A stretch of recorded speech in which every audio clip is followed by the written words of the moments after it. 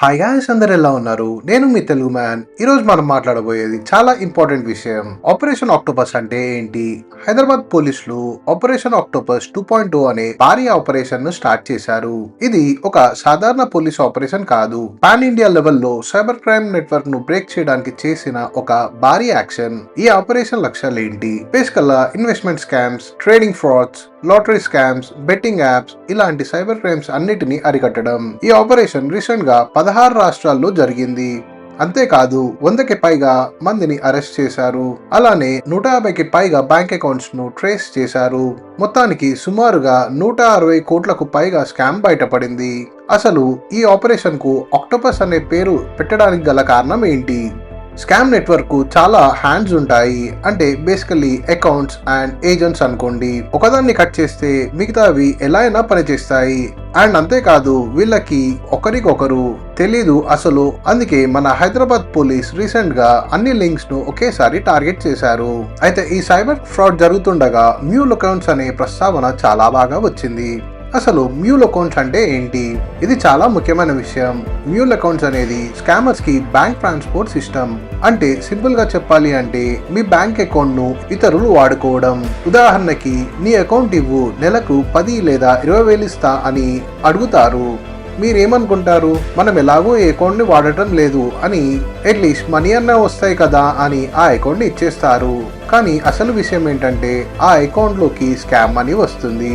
అప్పుడు మీరు కూడా ఇండైరెక్ట్లీ క్రిమినల్ గా పరిగణించబడతారు. ఆ తర్వాత మీ అకౌంట్ ఫ్రీజ్ అవుతుంది. ఇప్పుడు మీరు కూడా ఈ కేసులో డైరెక్ట్లీ ఇన్వాల్వ్ అయినట్టే. ఒకవేళ మ్యూల్ అకౌంట్ లేకపోతే ఏమవుతుంది? ఈ స్కామర్స్ డబ్బు ట్రాన్స్ఫర్ చేయలేరు. అండ్ పోలీసులకు ట్రేస్ అవ్వడం కూడా చాలా ఈజీ అవుతుంది. అందుకే మెయిన్ గా స్టూడెంట్స్ ని, జాబ్ లేని వారిని అండ్ హౌస్ వైఫ్స్ వీళ్ళని టార్గెట్ చేస్తారు. చిన్న డబ్బు కోసం అకౌంట్ ఇచ్చిన వాళ్ళు నేరుగా నెట్వర్క్ లో భాగం అయినట్లే. ఇప్పుడే మీకు డౌట్ రావాలి, అసలు ఈ స్కామ్ నెట్వర్క్ ఎలా పనిచేస్తుందని. బేసికల్లీ డైరెక్ట్ గా మీకు స్కామర్ డబ్బు పంపడు. మధ్యలో ఆల్మోస్ట్ 10 to 50 అకౌంట్స్ ఉంటాయి. దీన్ని లేయరింగ్ అని కూడా అంటారు. ఇది కూడా మనీ లాండరింగ్ టెక్నిక్సే. సింపుల్ గా చెప్పాలి అంటే ఇది ఒక స్పైడర్ వెబ్ లాంటిది. ఒక అకౌంట్ నుంచి ఇంకో అకౌంట్ అండ్ అలానే ఆ అకౌంట్ నుంచి ఇంకో అకౌంట్ కి అండ్ అగైన్ ఇంకో అకౌంట్ కి ఇలా ట్రాన్స్ఫర్ చేస్తూనే ఉంటారు. ఎందుకు ఇలా ట్రాన్స్ఫర్ చేస్తారు అంటే చాలా సింపుల్. పోలీసులకు ట్రేస్ చేయడం చాలా కష్టం అవ్వడానికి. చివరకు డబ్బు అంతా ఇక్కడికి వెళ్తుంది. డబ్బు అంతటిని ఫారెన్ అకౌంట్స్ లోకి పంపుతారు.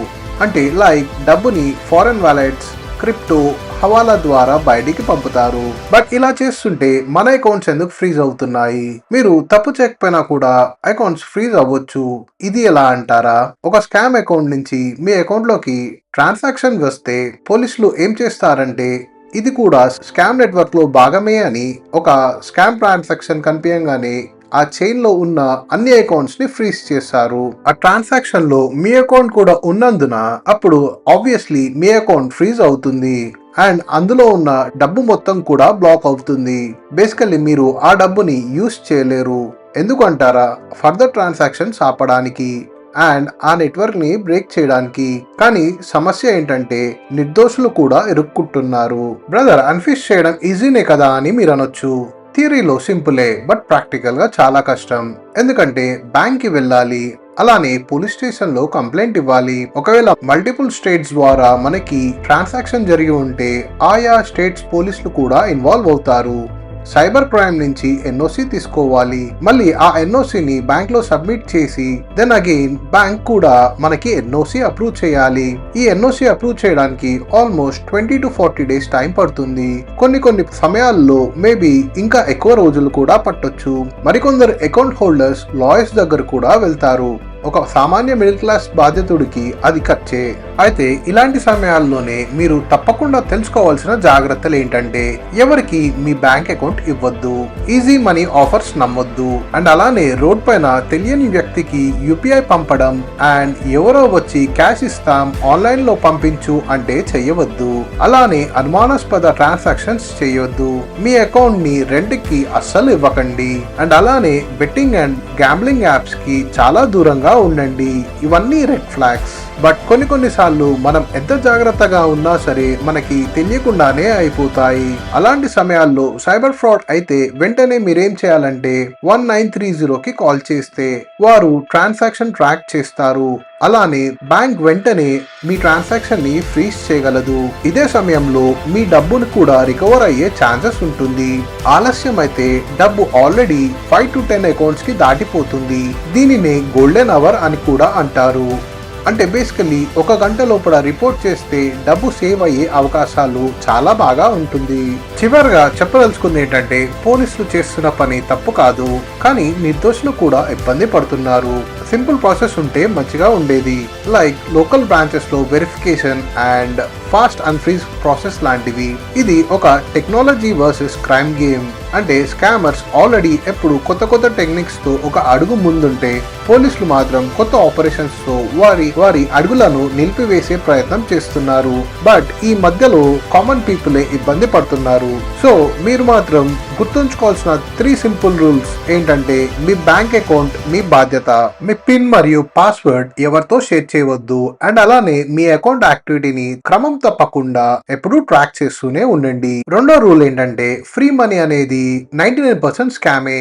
పరిచయం లేని వ్యక్తుల లేదా సంస్థల నుండి ఫ్రీగా వచ్చే ఆఫర్లను నమ్మొద్దు. మీకు తెలియని వ్యక్తుల నుండి వచ్చే మనీని ఎట్టి పరిస్థితుల్లోనూ స్వీకరించవద్దు. ఇక థర్డ్ రూల్, డౌట్ ఉంటే ట్రాన్సాక్షన్ చేయవద్దు. లింక్ పై క్లిక్ చేయడం లేదా మనీ పంపడానికి ముందే ఒకసారి ఆలోచించండి. కంగారులో ఎలాంటి ట్రాన్సాక్షన్ చేయవద్దు. ఇలాంటి విషయాలు ఎక్కువ మందికి తెలిస్తేనే మంచిది. మీకు లేదా మీకు తెలిసిన వాళ్ళకి ఇలాంటి అనుభవం ఉంటే కామెంట్ చేయండి. అలాగే ఈ వీడియోని ఎంత ఎక్కువ మందికి అయితే అంత ఎక్కువ మందికి షేర్ చేయండి. వీడియో నచ్చితే లైక్ చేయండి, ఛానల్కి సబ్స్క్రైబ్ చేయండి. మళ్ళీ మరొక ఇంపార్టెంట్ వీడియోలో కలుద్దాం. జాగ్రత్తగా ఉండండి అండ్ సేఫ్గా ఉండండి. జై హింద్.